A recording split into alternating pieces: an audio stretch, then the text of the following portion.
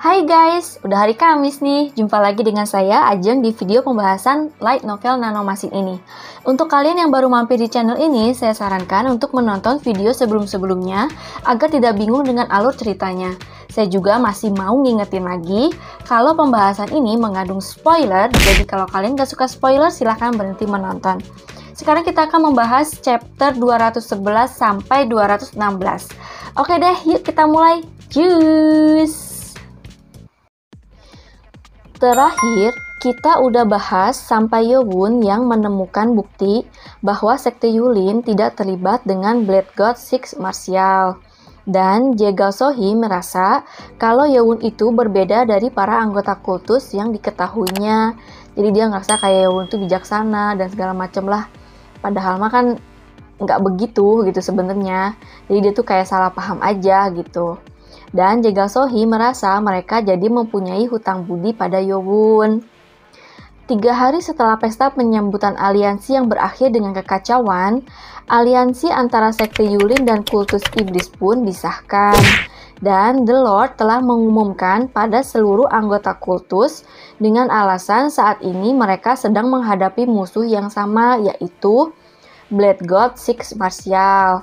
Karena kultus dan Yulin telah berperang selama ratusan tahun, jadi nggak semua anggota kultus merasa senang dengan aliansi ini. Merasa suasana kultus yang jadi nggak enak, rombongan Yulin pun memutuskan untuk pulang ke Yulin. Padahal mereka harusnya masih menetap di situ kurang lebih sekitar 5 harian ya, gitu kan, karena banyak yang harus dibahas sebenarnya. Namun, alasan sebenarnya adalah Jegal Sohee curiga kalau ada mata-mata di antara 17 ketua Yulin. Awalnya, Po Chung Woon dan Mo Yong Kang gak percaya kalau ada mata-mata di antara para ketua. Tapi saat mendengar penjelasan Jegal Sohee saat dia diserang, 2 ketua itu pun merasa memang ada yang gak beres nih gitu kan. Akhirnya mereka pun pulang di hari kedua setelah mereka datang ke kultus. Sebelum pulang, Jegal Sohee memberikan undangan kompetisi Yulin. Jadi kayak si Yulin itu kayak ngadain kompetisi bela diri kali ya, kayak semacam gitulah pada The Lord. Jadi kayak ngundang gitu kan. Datanglah lu nanti ya, oke dah gampang gitu. Setelah rombongan Yulin pergi, kultus pun memulai bab baru dengan 6 sekte yang tinggal 4 sekte tersisa dan diangkatnya Yowon sebagai putra mahkota. Scene pun berubah. Di kediaman sekte Ghost Illusion, Yowon dan para anggotanya sedang berkumpul, termasuk 2 elders yaitu Hwan Yi dan Yin Moha. Mereka sedang berbicara serius. Seharusnya mereka merayakan diangkatnya Yowon sebagai putra mahkota. Namun ada hal serius yang membuat para anggota Yowon dan elders merasa resah, yaitu saat The Lord mengumumkan aliansi dan permasalahan lainnya di hadapan para anggota kultus. Entah kenapa The Lord sama sekali enggak menyebutkan tentang Yowon yang telah diangkat menjadi putra mahkota.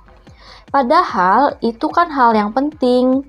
Menurut Samachak kan harusnya hal-hal yang diumumkan di depan anggota kultus itu adalah hal-hal penting yang sudah dibicarakan di rapat. Tapi kalau The Lord nggak ngumumin perihal Yowon jadi putra mahkota, artinya si Samachak tuh nggak berani nerusin gitu kan. Tapi Hwan Yi meneruskan secara belak-belakan. Artinya ada kemungkinan The Lord berubah pikiran. Pelin-pelan ya si The Lord teh. Sebenarnya itu hal yang gak masuk akal, karena Yowon kan udah jelas-jelas menang kompetisi pewaris, dan juga udah dapat persetujuan dari 3 elders. Kurang apa lagi gitu kan. Saat mereka muram dan bingung, tiba-tiba Yowon berbicara kalau kemungkinan The Lord-nya berubah pikiran itu ada.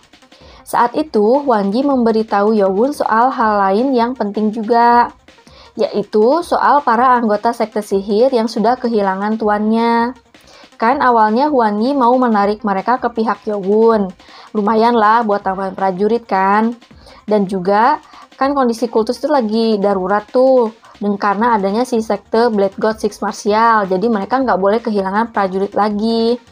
Tapi saat Hwan Yi datang menemui mereka di kediaman sekte sihir, kediaman itu sudah kosong. Nggak ada siapapun di situ, yang artinya seseorang sudah memindahkan mereka. Yewon mengira apa 4 sekte yang mengambil alih mereka. Tapi Hwan Yi menyampaikan jawaban yang mengejutkan. Yang mengambil alih mereka justru adalah The Lord itu sendiri. Mendengar itu, anggota Yewon kaget. Ada 2 pasukan di istana dalam, yaitu pasukan di bawah kepemimpinan para Guardians dan pasukan di bawah pimpinan The Lord sendiri, jadi pasukannya langsung gitu kan. Tapi Hwan Yi meneruskan bahwa sisa-sisa prajurit sekte sihir dibagi 2 dan bergabung dengan sekte pedang dan sekte golok atas perintah The Lord. Yewon dan yang lainnya bingung, padahal harusnya kan mereka ditambahkan ke sisi Yewon, karena kan Yewon yang udah ngalahin ketua sekte sihir Mu Jinwon. Para anggota Yewon pun merasa The Lord ingin menekan Yewon, bukan membantunya. Tapi Yewon berpikir berbeda.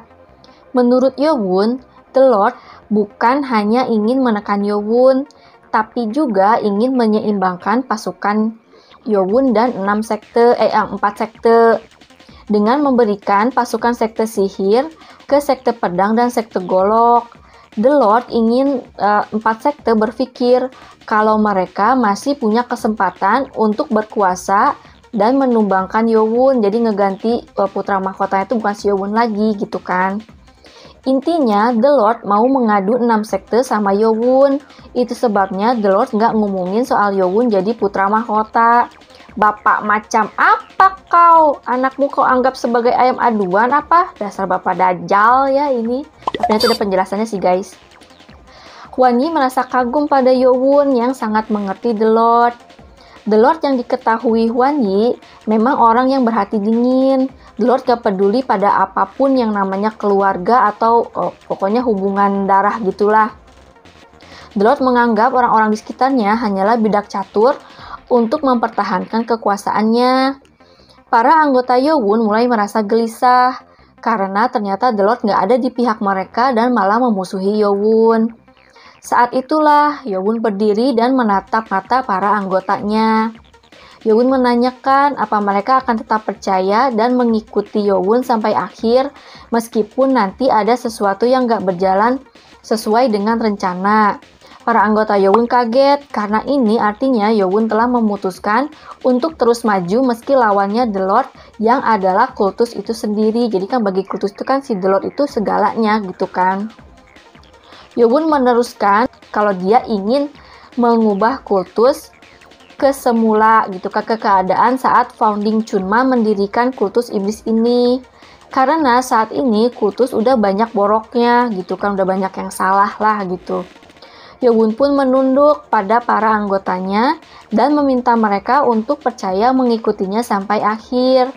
Kemudian hening sejenak, krik krik krik krik.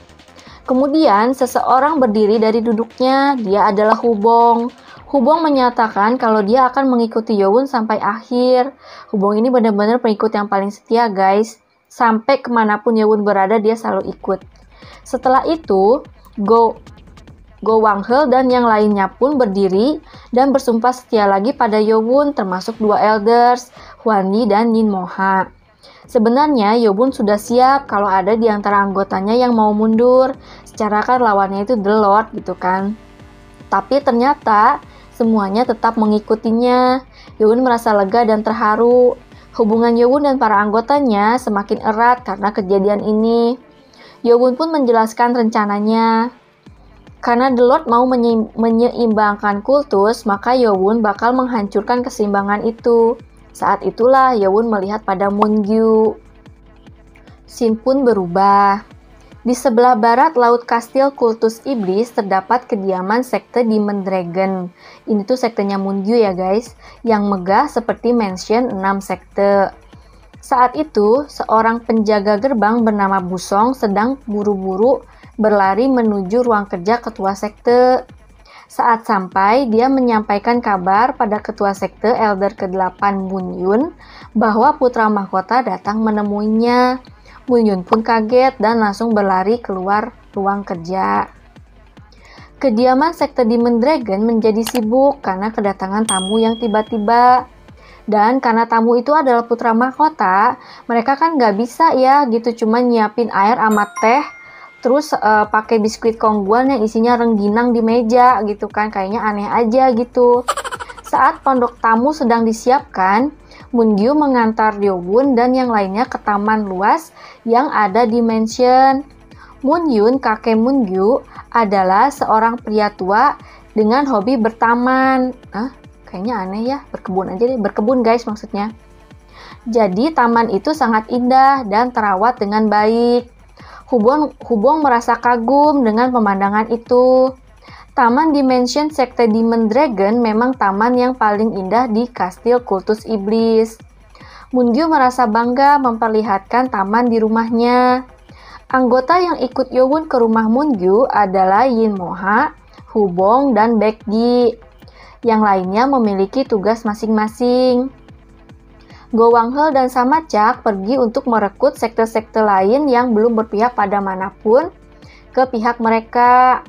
Huan Yi dan Sama Yi pergi membujuk elder ke-6 Mong Oh, ketua dari sekte Illusive Dream. Karena kan Sama Yi itu tuh temen-temen akademinya si Mong Oh ini gitu kan. Jadi mereka kayak lumayan deket lah gitu.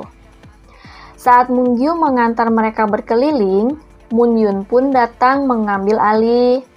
Moon-yoon adalah seorang pria tua dengan rambut putih dan memiliki aura bangsawan seperti seorang filsafat.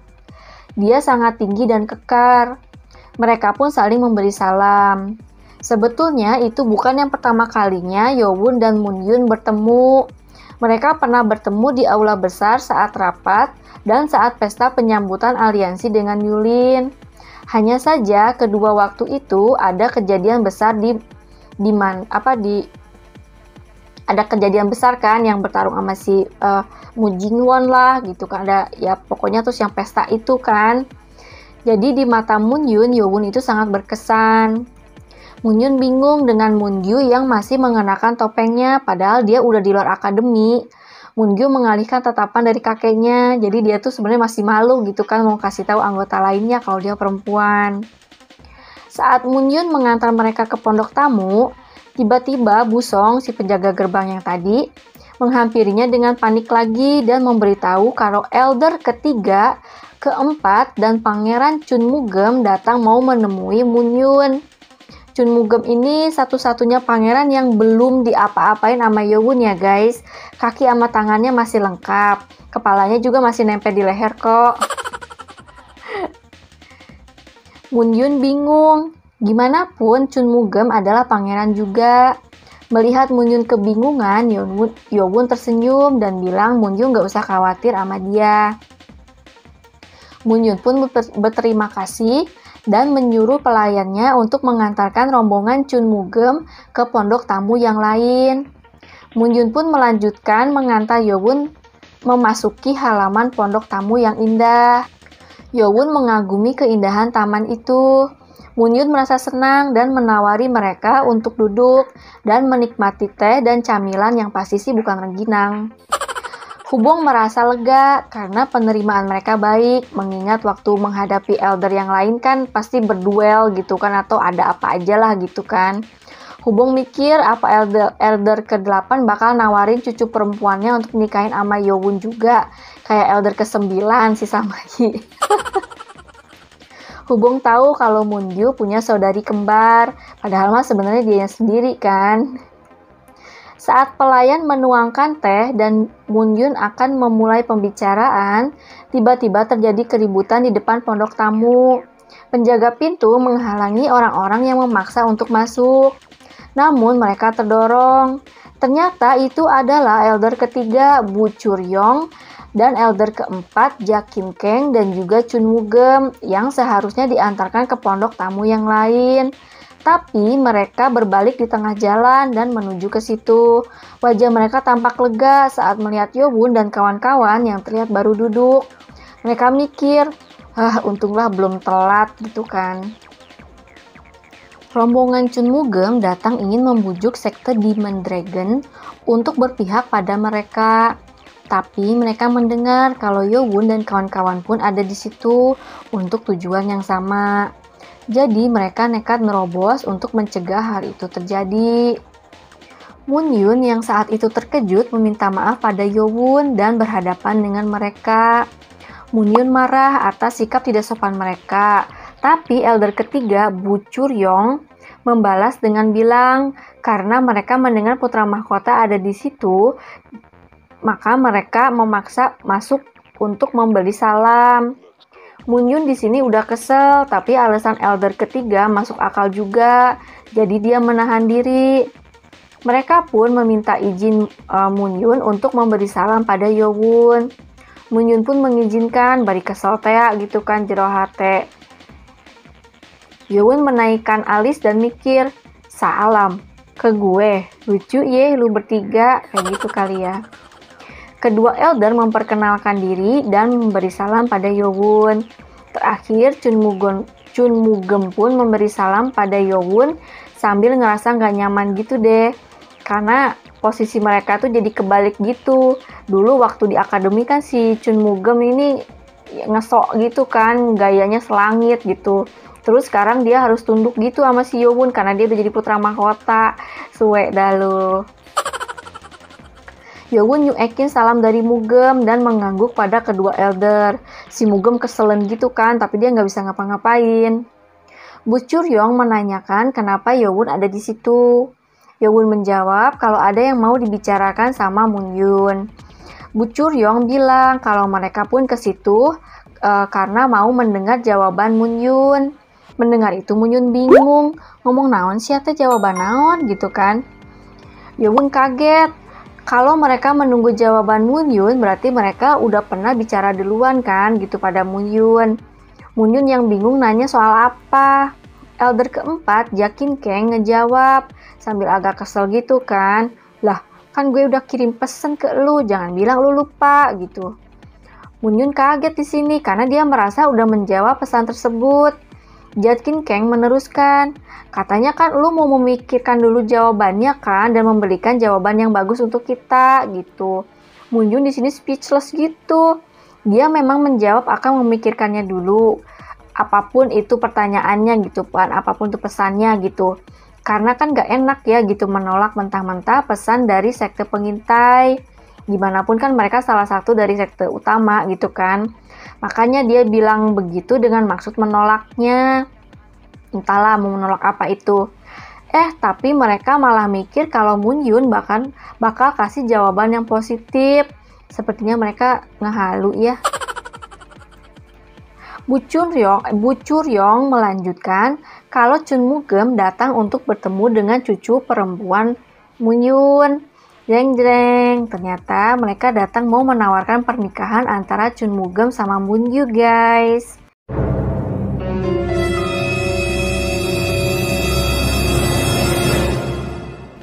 Waduh, Chun Mugem dengan pede menunduk pada Moon Yoon. Moon Yoon di sini bingung gimana caranya menolak lamaran seorang pangeran gitu kan, anaknya The Lord pula. Bu Churyong di sini tersenyum sinis. Yowon ke situ karena menginginkan Moon Yoon menjadi anggotanya. Tapi mereka ke situ malah mau menjalin hubungan kekeluargaan dengan Moon Yoon. Udah ngerasa menang gitu kan dia. Yowon pun bicara pada Moon Yoon. Yowon bertanya, bukankah seharusnya mereka mendengarkan dulu pendapat orang yang bersangkutan? Maksudnya itu kan si Moon Yoon, karena kan yang dilamar kan si Moon Yoon. Ya iyalah, masa kakeknya. Moon Yoon pun mukanya langsung cerah. Dia bilang dia menghormati pendapat cucunya, makanya dia mau nanya dulu ke cucunya. Jakin Kang gak nyerah dan bilang kalau dia setuju, makanya panggil aja cucu perempuan Moon Yoon buat ditanyai pendapatnya. Jakin Kang mikir, mana ada sih perempuan yang menolak lamaran dari pangeran gitu kan. Oi, ada itu si Moon Yoon. Jakin Kang udah merasa menang karena dia mikir Moon Yoon sama Yowon itu kayak menggali lubang sendiri, maksudnya gitu kan, dengan manggil si cucu perempuannya gitu kan. Saat itu, Moon Yoon yang duduk di samping Yowon berdiri dan menghampiri kedua elders dan Chun Mugem. Mugem udah pasti kenal dong sama Moon Yoon. Dia malah udah pernah berkali-kali meminta Moon Yoon untuk memihaknya waktu di akademi. Makanya dia bingung. Lah, lu mau ngapain dah? Kenapa jadi lu yang datang gitu kan? Moon-gyu tiba-tiba membuka topeng kulitnya. Hubong, Baekgi, Inmoha, dan Mugem dan kawan-kawan kaget melihat Moon-gyu yang ternyata mengenakan topeng kulit. Dan mereka tambah syok waktu melihat wajah asli Moon-gyu yang putih mulus dengan bibir pink mungil dan mata yang bercahaya. Moon-gyu benar-benar cantik banget guys. Moon-gyu pun memberi hormat pada kedua elder dan Mugem dan memperkenalkan dirinya sebagai cucu perempuan dari Muyun, Moon-gyu. Padahal Moon-gyu cuma ngelepas topeng kulitnya aja. Tapi dampaknya bikin shock semua orang yang ada di pondok tamu. Kecuali Moon-yun sama Yowon karena kan mereka udah tahu. Baekgi yang biasanya mukanya datar tanpa ekspresi jadi shock gitu sama speechless. Hubong malah sampai nyelangap kayak dagunya lepas gitu karena lebar banget gitu. Masalahnya dulu waktu di akademi kan dia pernah buka baju sampai telanjang tuh pas mau mandi di depan Moon-gyu. Sama banyak kejadian-kejadian lainnya gitu kan. Rasanya kalau ada lupang gue udah masuk ke dalam itu dah gitu kan. Mugem juga shock mengetahui ternyata Moon-gyu perempuan dan kecantikannya membuat dia terpana. Tapi ada masalah besar di sini. Waktu di akademi, seperti para pangeran yang lainnya, dia pun berusaha keras untuk mengumpulkan pengikut. Biarpun dia nggak seagresif Chun Yu-chan dari sekte Golok, tapi sifat dasar Mugem itu sombong dan gayanya selangit gitu kan. Dan dia pernah ngancem Moon-gyu yang nggak mau memihak siapa-siapa saat itu. Boy, kalau lu masih kekeh nggak mau ikut pihak gue, lihat aja nanti ya. Saat gue jadi putra mahkota, sekte Demon Dragon lu bakal gue hapus dari kultus iblis. Kalau lu masih nggak peduli sama hal itu, terus aja dah lu nggak mihak siapa-siapa gitu kan. Dan sekarang dia ngelamar perempuan yang pernah dia ancem. Malu sumpah, pikir si Mugem teh. Sementara itu, Bu Churyong juga kaget dengan kecantikan Moon-gyu yang sepertinya bisa menjadi yang tercantik se-Yulin gitu kan. Dia malah mikir, kalau aja bukan urusan pernikahan Mugem, maka dia kepingin jadiin Moon-gyu jadi selirnya. Si ANJING WTF lu. Tapi dia tahu itu bukan saatnya dia begitu, karena ada urusan yang lebih penting. Bu Churyong nggak tahu apa yang udah dilakuin Mugem waktu di akademi ke Moon-gyu gitu kan. Jadi dia kayak muji-muji gitu. Wow, ternyata di balik topeng kulit ada seorang gadis yang cantik ya. Kalau gue punya anak secantik cucu lu, bakal gue pakein topeng juga kayaknya. Hahaha, ketawa garing gitu deh. Jakin Kang juga nambahin, pangeran kami ini sangat beruntung bakal punya istri secantik ini ya. Hahaha, ketawa garing gitu lagi deh. Mugem di sini jadi serba salah dan malunya bukan main. Geus atuh mang, era orang yeuh, era yeuh gitu kan. Gitu kali ya mikirnya. Jakin Kang melanjutkan, kalau begitu gimana jawaban Moon-gyu atas lamaran Mugem? Moon-gyu tersenyum dan menatap Mugem. Moon-gyu bilang melihat Mugem dia jadi ingat sama apa yang diucapkan Mugem waktu dulu di akademi. Jakin Ken merasa senang karena mikir mereka berdua udah saling mengenal jadi bagus kan gitu kan. Oh jadi klop nih gitu. Tapi perasaan senang itu langsung sirna begitu Moon-gyu memberitahu kalau dulu Mugem pernah ngancem dia bakal ngehapus sekte Demon Dragon saat dia jadi putra mahkota.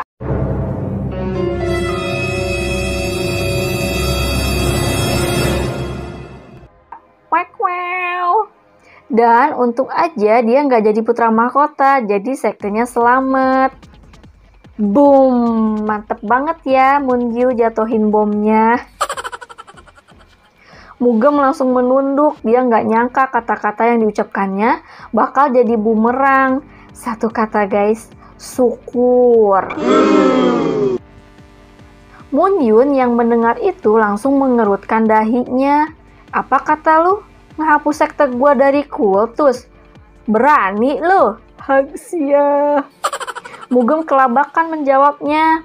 Meskipun Mugem berasal dari sekte pengintai, salah satu dari 6 sekte utama, tapi ancaman seperti itu bisa berakibat fatal. Bisa-bisa jadi perang antar sekte. Jakin Kang yang kesal mengirim telepati pada Mugem.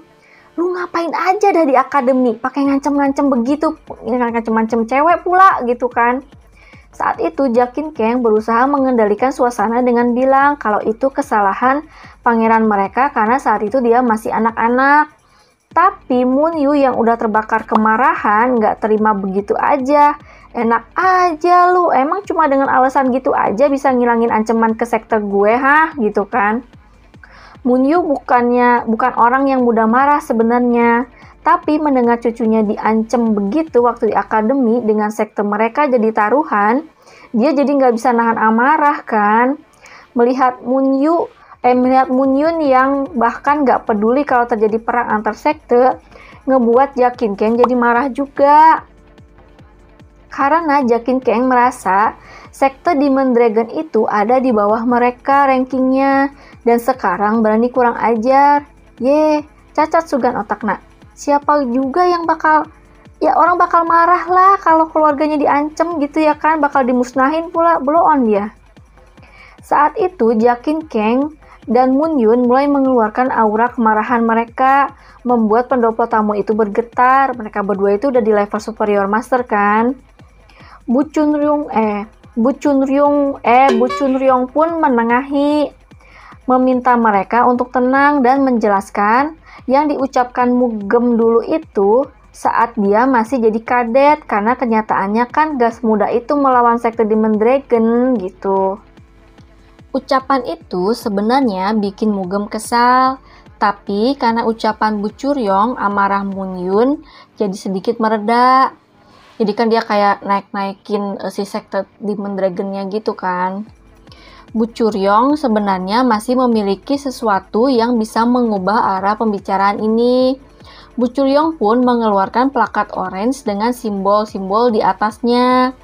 Bu Chunryong bilang kalau dia tahu Moon Yun selama ini sedang mencari dokter yang bagus. Moon Yun kaget. Padahal itu kan sebenarnya rahasia gitu kan. Dia tuh merahasiakan apapun yang terjadi di dalam sekte. Dia memang sedang mencari dokter untuk mengobati cucunya Moon Yu, saudara kembarnya Moon Gyu yang sakit mental. Dan dia memang sedang mencari keberadaan Godly Doctor yang dirumorkan bisa menyembuhkan penyakit atau luka apapun kecuali orang yang sudah mati. Dan Bu Chunryong menjelaskan kalau plakat itu bisa membawa Moon Yun untuk menemui Godly Doctor. Moon Yun kaget dan dia jadi bimbang karena kan dia udah lama gitu kan nyari cara buat ketemu si Godly Doctor itu buat sembuhin si cucunya. Itu sebenarnya plakat milik Lady Mu guys, yang si lampir itu kan, yang dulu tuh kan dia pernah nawarin ke si siapa tuh Baek Oh kan. Nah itu pas The Lord ngizinin sekte pedang dan golok untuk mengambil apapun milik sekte sihir, Bu Chunryong menemukan plakat itu. Tadinya mau dia simpan aja buat dirinya sendiri, tapi melihat situasi sekarang, plakat itu berguna juga. Bu Chunryong bilang kalau Moon Yun menikahkan Moon Gyu sama Mugem, maka plakat itu bakal jadi hadiah buat Moon Yun. Moon Yun pun mulai bimbang, tapi dia masih ragu dan nanya kenapa sekte golok mau memberikan barang berharga itu demi Mugem yang berasal dari sekte pengintai. Kan selama ini 6 sekte itu kan sebenarnya saling bersaing gitu kan. Bu Chunryong pun menjelaskan kalau 4 sekte, sekarang kan tinggal 4 sekte kan, menjalin aliansi dan setuju untuk menjadikan Mugem sebagai pewaris pilihan mereka. Karena kan cuma dia ya satu-satunya yang anggota tubuhnya masih lengkap gitu kan. 4 sekte sebenarnya nggak punya pilihan lain selain menjalin aliansi. Karena Yowon sekarang sudah menjadi sangat kuat. Nggak cuma berhasil ngalahin Mu Jinwon, tapi juga dia berhasil mengalahkan pendekar kuat dari Blade God Six Martial yang kuat itu gitu kan. Saat itulah The Lord memberi mereka kesempatan untuk mengganti putra mahkota. Itu sebabnya mereka beraliansi dan menjadikan Mugem sebagai pewaris yang akan menjadi putra mahkota. Mendengar itu, Yowon menjadi muram. Jadi 4 sekte sekarang bergabung. Itu akan membuat Yowon menjadi sulit untuk menaklukkan mereka. Dan Yowon pun khawatir bahwa Moon-yoon akan memilih mereka. Moon-yoon di sini sangat bingung. Pihak putra mahkota ada Moon-gyu yang sudah bersumpah setia pada Yowon. Dan di pihak lainnya bisa memberikannya plakat untuk menyembuhkan cucu laki-lakinya. Dan memiliki pasukan yang kuat yang kemungkinan bisa mengganti putra mahkota gitu kan, jadi sama si Mugem gitu. Moon-yoon menatap Moon-gyu dengan tatapan meminta maaf karena dia nggak bisa membuang kesempatan untuk menyembuhkan si Moon-yu kan, kembarannya si Moon-gyu. Saat itu, Jakin Kang mengirim telepati pada Bu Churyong, bilang kalau Bu Churyong sangat hebat. Bu Churyong menimpali, itulah politik. Kalau kita tahu apa yang diinginkan target kita, maka berikanlah hal yang diinginkan mereka dengan imbalan keinginan kita, gitu kan. Yaudah dah nih, lu gua kasih ini nih, lu butuh kan nih duit. Tapi balasannya lu harus ngelakuin apa yang gua mau, kayak gitu kira-kira. Jakin Kang merasa mendapat pelajaran dari situ. Idih, pelajaran apaan tuh? Mereka mikirnya Yowon datang ke situ tanpa membawa apapun untuk ditawarkan, sedangkan mereka memiliki sesuatu yang diinginkan Moon-yoon. Bisa dibilang mereka sudah menang gitu kan.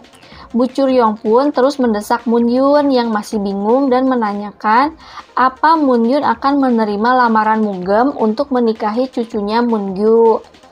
Saat Moon-yoon sudah menetapkan hati akan menjawab, Moon-gyu tiba-tiba berlari ke sisi Yowon dan memeluk lengan si Yowon gitu kan, dan bilang kalau dia sudah jadi wanitanya Yowon.